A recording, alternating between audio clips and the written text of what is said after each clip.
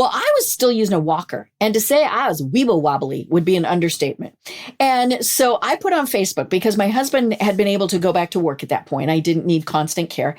And so I posted on Facebook that I needed people to come walk me for 15 minutes a day. And then me being me, I said, leash provided. Welcome to the podcast about communication in business. I'm your host, George Torok. Did you know that I'm known as the speech coach for executives? That's because I help business leaders deliver the intended message for greater success. And we do that through one-on-one coaching or group training for the team. On this podcast, you will hear from experts from around the world who offer you valuable insights on how you can deliver your message more effectively. My guest today is Deb Krier. Here's 3 facts that I think you should know about Deb.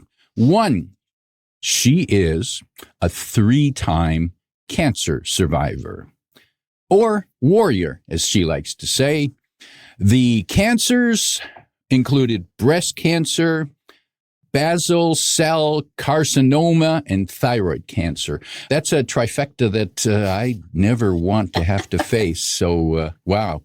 2, she has 2 master's degrees, 1 in communication and an MBA. 3, she founded her marketing firm, Wise Women Communication, in 2000, and help me, I think I got this wrong, Deb. Tell me what it is. 2009. I had to look it up too. 2009. Okay. Mm-hmm. And, here's a bonus fun fact. She graduated high school in a class of only 32 students. That's a rather small graduating class. 16 boys and 16 girls. Oh, that's a nice arrangement. Yes, that works well. So when at the dance, at the prom, everyone had a partner. And then that was the only school in the county. Mm-hmm. Deb Krier, welcome to Your Intended Message. Oh my gosh, George, thank you so much. We're going to have such a fun discussion today. And thank you for having me on Your Intended Message. So glad to be talking with you. And I know you've got a valuable perspective. Now let's talk about how to get the message across. And going through those cancers, you became a spokesperson to, and of course, to help others benefit from your story, your struggle, your battle. When you were trying to get your message across, what were some of the barriers or obstacles that you ran into? Well, I think the first one is not wanting to share it at all, right? I think we think, we don't want to bother people. We don't want to seem like we're whining, and all of these things. And so then we just, and of course you want to stay private too. And so I think just realizing that people do want to hear, and it's more so that then they can provide love and support, or maybe they've been through the same situation or something like that. And so then they know that they're not alone. But yeah, just the initial decision, do I even tell people? That's a big challenge, where my client's going to say, we can't work with you, or, all of those various things. You're really not sure what's going to happen when you start telling people, hey, I've got this very serious thing going on. And then once you start telling people, I'm guessing you don't want sympathy.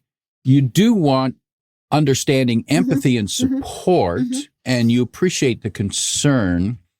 What did you do to help guide people to respond in the way that's best? One of the questions I get the most is, my friend, my coworker, my spouse was diagnosed and I don't know what to do. And, people told me, because it was very strange when I first started sharing the story, and I was initially diagnosed in 2015. So I'm going on almost 10 years. And people who I thought would respond, be supportive, all those things, crickets, right? Nothing. And sometimes people just can't handle it, right? It might remind them of their own mortality or something else that they have dealt with, things like that. But I had so many people tell me, we just didn't know what to say. And so I told them, well, Hallmark has cards. And I even have all my cards. I saved every single one of those cards. And it was just something that, I could look through them and I knew I had people supporting me. But I tell people, it's okay to just say something like, George, I'm sorry this is going on. Then you can decide how much you want to get into the conversation. You might just say, thank you. Or you might say, more about, whatever it is, but you give them that option. And I also tell people that don't just say, hey, let me know if there's anything I can do to help. That's a great gesture, but our brains are going, oh my God, I'm dying. All those things. And I can't deal with that vagueness. Now, if you tell me, can I take your kids to a movie? Can I bring you dinner? Can I come sit with you? Can I read? Can I watch TV? All those various things. Then I can grasp that. And I think it's, it's that way with all communication, right? If we're vague, we get back vague, but when we are specific, then people can say yes or no. Okay, dinner on Thursday wouldn't work, but can you bring dinner on Saturday? Things like that. And so we have to be specific and we have to be honest too, right? One of the key components of great communication. First, I have to be honest with myself. I need help. I need assistance. I need to talk, whatever it is. And then I have to be honest with that person to say, hey, I need this. I had told some folks, it was really funny. I had some pretty serious complications from my very first and only chemo treatment and spent a lot of time in the hospital. And the doctors had said, hey, we need you to, or, when you're released, you need to walk. You need to get outside. You need to get exercise, fresh air, sunshine. Well, I was still using a walker, and to say I was weeble wobbly would be an understatement. And so I put on Facebook because my husband had been able to go back to work at that point. I didn't need constant care. And so I posted on Facebook that I needed people to come walk me for 15 minutes a day. And then me being me, I said, leash provided.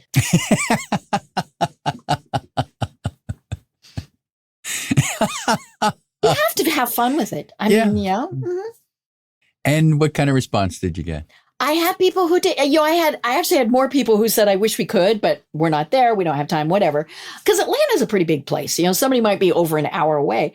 But I think that's the other thing to talk about is the fact that humor lightens things up, right? Whatever it is that we're dealing with that's fairly serious. Now there's inappropriate humor. Okay, need to avoid that. But yeah, when it's okay to kind of poke fun, and we're poking fun at ourselves. We don't really poke fun at somebody else because that can go wrong really quickly. But yeah, if we're poking fun at ourselves, then people are like, oh, okay, this is fun. But yeah, I had people who came several times a week and took me for walks, and they got a little bit longer. And aside from anything, it was just so much fun to see people again. I hadn't seen people in a while. But yeah, our communication skills get really tested when we have a serious illness. And I see the message there that humor is good. Humor works, but it has to come from you about yourself. It can't be other people making fun of you. That doesn't necessarily come across well. But it's okay to leash optional. Yeah. And it was funny because, I actually had one person say, and where's the leash? And I also appreciate the vast difference between being vague and specific. So people might think that they're being helpful because they just say, let me know if there's anything I can do. Well, what the heck does that mean? And it doesn't necessarily sound like you actually want to do something. You're just, that's kind of the flip answer that you're saying so that, well, I made the offer. But it's so much more helpful to say, oh, can I pick something up for you, a meal, or do you want me to, what errands can I run for you this week? I'm going this plaza. Yeah. Hey, I'm going to the grocery store. Do you need anything? Pretty simple way to ask. Now, those conversations, what about the conversations with the medical people? What frustrations did you have with that? It wasn't as frustrating for me as it is for a lot of other patients. Many years ago, I worked for an oncologist and I worked for the American Cancer Society. So I know just enough to be dangerous, right? But I also knew what questions to ask. I'm also not the shy retiring type. So, I'm going to keep at them to ask the questions until they respond. I do like to joke, always, right? But I know when to be serious, right? But I tell people we have to advocate for ourselves. Yes, our doctors, our medical care providers are way smarter about all of this than we are, but we cannot default to them for what's going to happen. And so we have to keep asking questions. One of the things that I love about my oncologist is, and I am still in active treatment. I go in every 21 days, and there are signs on the doors, especially in the treatment rooms. Do not leave this room if all of your questions have not been answered. And, and I love that. And what I counsel people to do, because again, we're back to, having brain fuzzies, because your brain does short out when you're told that you've got something very serious that's diagnosed. If at all possible, for that very first appointment where you're getting the grim news, the statistics, all of that stuff, don't go by yourself. Take somebody else with you, another set of ears. Write your questions down in advance.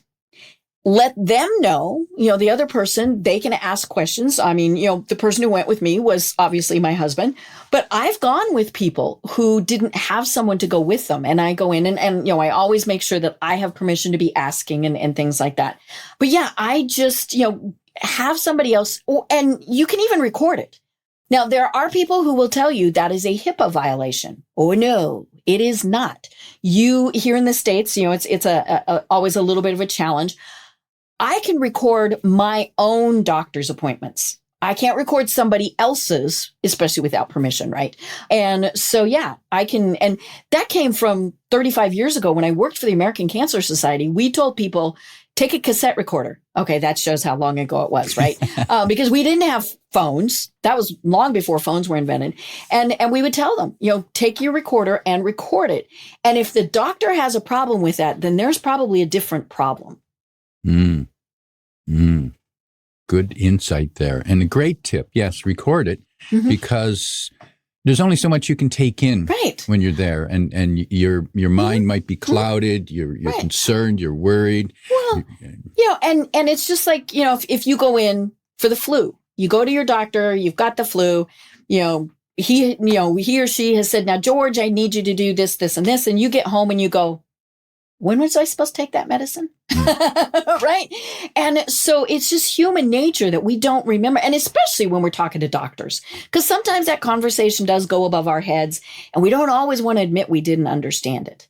And I remember many, many years ago, my mother-in-law was diagnosed with breast cancer and I went with her to her appointment and he explained everything to her and he had told her, he said, you're going to have a mastectomy. And she just nodded. And we got home and I said, do you know what that means? And she said, no. And I told her and she was crushed. I mean, she had absolutely no idea what was going to be happening.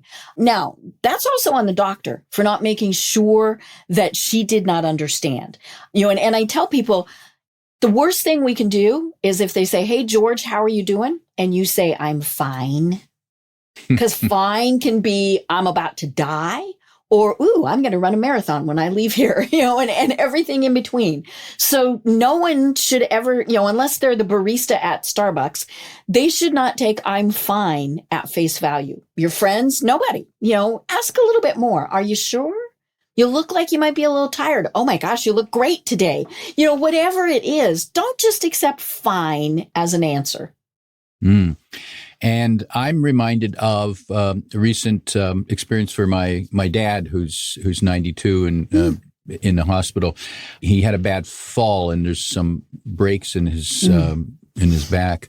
He had another X-ray, and the doctor, who's the specialist, met with him, and I wasn't there. But my dad says he just came and said, "You're okay." Like what? What does that? No, I got breaks in my back. How could I be okay? Right. But my dad wasn't able to think that fast enough to ask.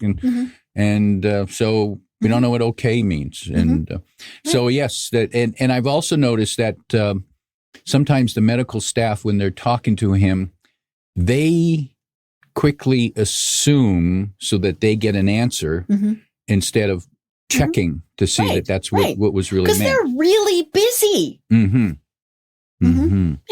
Yeah. And we are the patient, and I hate that word, right?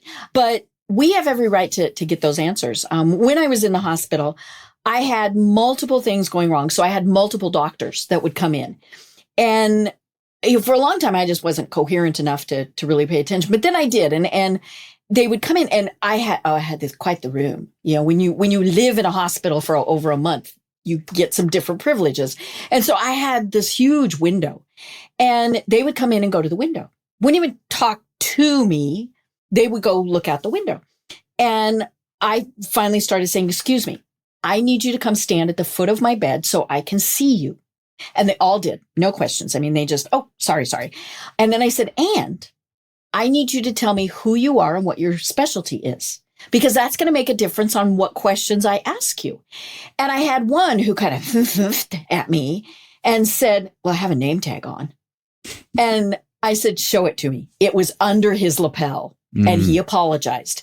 And then I had one doctor, and he was my infectious disease specialist. He came back and he pulled up a chair. I thought, I'm dying. And he said that his ego had always told him people knew who he was and what he did. And he said, it honestly never occurred to me you did not know who I was. And he said, I will never again walk into a patient's room without telling them who I am and why I'm there. And that is a powerful lesson that you helped that doctor learn. And it's encouraging that he learned from the lesson and was able to put his ego aside because focus on what's most important. The ego's not here. Now, Deb, how did you deal with the discussions with your clients? So I'm very fortunate, and I know that it is definitely a challenge. Maybe you're the boss and you're not sure how your employees will feel, but my company is pretty much just me, and I have absolutely fabulous clients. And when I told them, hey, here's what's going on, they said, what can we do to help? And now they could have just as easily said, you need to focus on getting better and bid me adieu, which I wouldn't have been happy. Or they could have just said, you can't do the work, right? And sent me on my way. But mine said, what do we need to do? And they understand that, every 21 days, I'm going to drop off the face of the earth for a couple of days, and so they're great. But it is a challenge to figure out how you're going to tell the people you work for and with, and know that, it's going to vary. And I hate that, but it does help if you can be specific. I have to do this. I have to do that. And, every 21 days, I will be, unavailable. I need to, pick up my child who is dealing with cancer at 3 every day. Whatever it is, if you can give people specifics, again, it comes back to communication. If you're vague, they're like, ugh. If you say, here's what's going to happen, then everybody can deal with it. And what advice do you have to business leaders when one or more of their staff might be going through something like this? Well, in the States, there's several federal and state laws that kick in. And so that's where it gets pretty tricky, because there are some long-term disability type of laws, things like that. The person who is affected does not have to say a word. They do not have to say. So you can't say, hey, Deb, seems you've been missing a lot of work. Now you can say, seems like you've been missing a lot of work. What's going on? But if I just say nothing, you can't really pry. Or I might say, I'm dealing with this, but you can't tell any of my coworkers, and you can't. So that's where it gets really tricky, because, maybe I'm leaving at 3 every day and you can't tell the coworkers why. Now, most people are not stupid. They're going to figure it out. But, there's, right to privacy, all sorts of things. And I'm assuming, pretty similar type of things in Canada. And for many of the people who are watching this program, But, it's a challenge when you have an employee who is dealing with something like this, whether it's them or their family. And when you are the leader and you notice that, what's the best way to approach that conversation? Privately would be the first thing. Don't call them on it in a meeting or anything like that, especially if you think it might be a health issue. And then give them the opportunity to talk and just say, I'm here for you. What's going on? Now, if their work is still perfectly fine, then that gets a little tricky. But you're probably looking at, hey, they might be missing some work. They might be taking extra time off, just not getting work done, a lot of phone calls, various things like that. And so then it does become a performance issue. And here in the States, we have the right to work state. So you can be fired. There's no reason. I mean, you don't have to give somebody a reason, but you don't want to go that far. But it is something, kind of give them the chance to say, here's what's going on. Or maybe you're not equipped to do that. So you might need an HR person to help out. Prepare yourself with things that the company can do. Do you have an employee mental health assistance program? Do they know what their insurance things are? If they have disability through the company, do they know what those are? Be able to either answer those questions or know who they need to ask for those. But just give them the chance to kind of let them tell you on their own. They're going to know why you're asking, and so you just kind of have to be very delicate about it. Because of your own experiences, do you find that you use examples or stories from your experience and treatment in your business? Mm-hmm.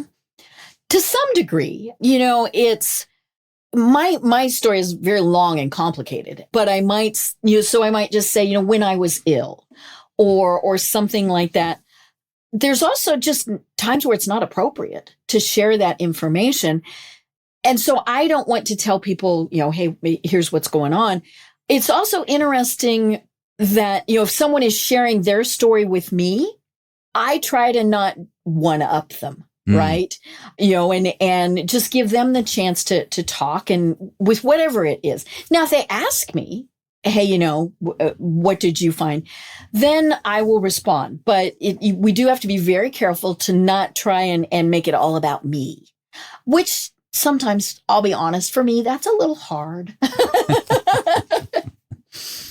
Yeah, it's because we think that, well, everybody wants to know about me, right? Right. Mm-hmm. Right. Me. Mm-hmm. I'm guessing you might have heard this phrase, and I wonder what your reaction to it was. I know how you feel. That's they mean well. And so I always try and remember that. But they don't. They don't know how we feel, whether it's, if someone has passed away. You mentioned that your father is in the hospital, all of those things, we know the general, hey, you might be worried, you might be stressed, but we don't know the big details, and we might not ever. That's the thing. And so it's really not a helpful phrase, because so my technical diagnosis is stage 4 triple positive metastatic breast cancer. I know people who, and it's actually a fairly unusual diagnosis. I know people who have the exact same diagnosis. That's where the similarity ends. Every single person is different. And what I hate the most is I know how you feel. Grandma had that type of cancer and, she died. Right? Or, even on the flip side, well, they're doing fine. And then the impression is, why aren't you? And so kind of avoid that, folks. That's just not one of those helpful things.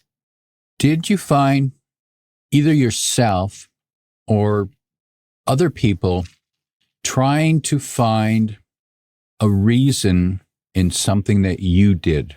Mm-hmm. Yeah. And that was probably one of the first things that I thought of was, what did I do? It is very much like grief, and it is grief. We have lost something. And obviously there's varying degrees as to what we're going to feel. But yeah, there is the blaming ourselves. Then there's the negotiating, right? I will eat healthy and exercise every day. God, please take this away. But I have had people that have said, well, you don't eat well. Okay. So I also say that I've had so much preservatives with all the junk food that I'll live forever. And we all know people who smoke a pack a day or more and are as healthy as can be. So you never know what's going on. And nobody does anything to try and I shouldn't say nobody, because of course there are some mental health issues sometimes where people do try and make themselves ill.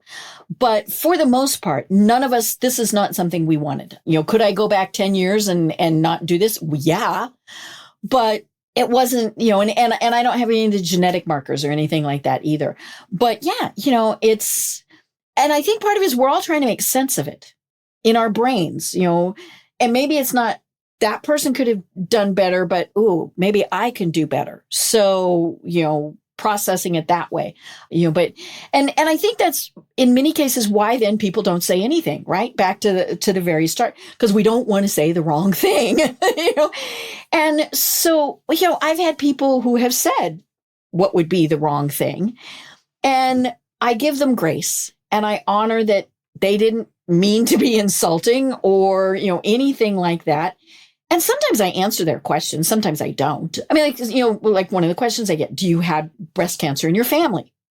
Actually, I do. But like I said, I do not have the genetic marker for it, and so some things like that. But we're all fumbling and bumbling along. And, and I think just kind of remember that as we go through this process. Did you find yourself becoming more patient or less patient with others? Usually more patient. Not always, though. I mean, we're all human, but I do try and be more patient with people. Now my husband would probably disagree with that. And maybe it's because we see there's a bigger picture. I don't know if my expiration date got moved up. It might have, it might not. And I could get hit by a bus tomorrow. Who knows? But I do find that I don't want to be around toxic people.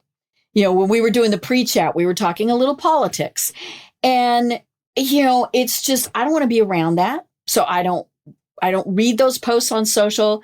I tend to not watch the news. When I'm around people who are just the negative type of people, I just limit my time that I'm going to be with them.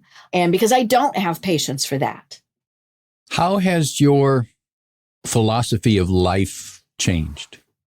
It really is live each day. And I've told my husband, one of the things is we go out and do something fairly often. He's retired. And so I said, we're not sitting at home. Even if we're just going out for drinks or dinner or something, we're going to do that. And we don't put stuff off.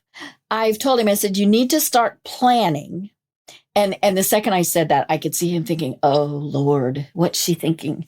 I want to do a cruise to Antarctica, like next year. And so, we'll start kind of working on that. But we don't want our headstones to say, I wish I would have. And so don't put stuff off. And don't put off telling people how much you appreciate them. For example, George, I really, really appreciate you having me on your intended message. It's just been such a great chat. But don't put people off. Don't, when I was at a family event over the weekend and when we were leaving, I made a point of telling people that I loved them. A couple of them kind of looked a little startled, but why do we not say those things? Curious. My dad has started saying that every time I see him over the past year or so, I guess. And the funny thing is, when I was a kid growing up, the only time we said love was on a card, like a birthday card. Right. And you loved a hamburger, but but valuable advice. Deb, for people, there's a special gift you have for people called the Bear Hug Care Package. We do. And tell us what they'll find in that package. So for those who are watching, we have this absolutely adorable bear. It has our logo on it. And the care package comes with other things, some temporary inspirational tattoos, lip balm, some things like that. But it's a way for someone to let somebody else know that they're thinking of them, and that they're not alone. I had several little stuffed animals with me when I was in the hospital, and I always knew that the people who had sent them were thinking of me. And those little stuffed animals went everywhere I went in the hospital. And it's a pretty simple way for people to say, hey, I'm here and I'm thinking about you. And they're just the cutest little bears in the world. And the link I'm assuming will be, and we do have a special offer for people to use so that you get a discount. You can find that link in the description below, and the offer is a 10% discount, and the coupon code is 10 special, and that's in the description below as well. Deb, as we prepare to wrap up, a business leader has just learned that they've come down with terrible hardship, a medical condition. They now have to get treatment, which means it'll affect their attendance and even how they come across. What 1, 2, or 3 pieces of advice would you offer to them that they might say to their team, and at what point should they do that? I always tell them to share. Now, be careful with oversharing, right? We don't need to know the really big details, but I'm a communications person. You're a communication person. When there is not information, when there is a vacuum, we make it up. And so you want your story told by you as opposed to everybody else telling your story. And so, let them know this is what's going on. Here's going to be who my second in command is. All of those various things. Don't let that vacuum take place, because people will make up those stories, and they'll make up real wild and crazy stories. Valuable advice. My guest today is Deb Krier, reminding you that specific is better than vague. If you like what you heard, tell your friends. And post your 5-star review on Apple Podcasts, because that helps more listeners find us. Come back every week for more practical insights to help you deliver your intended message. I'm your host, George Torok.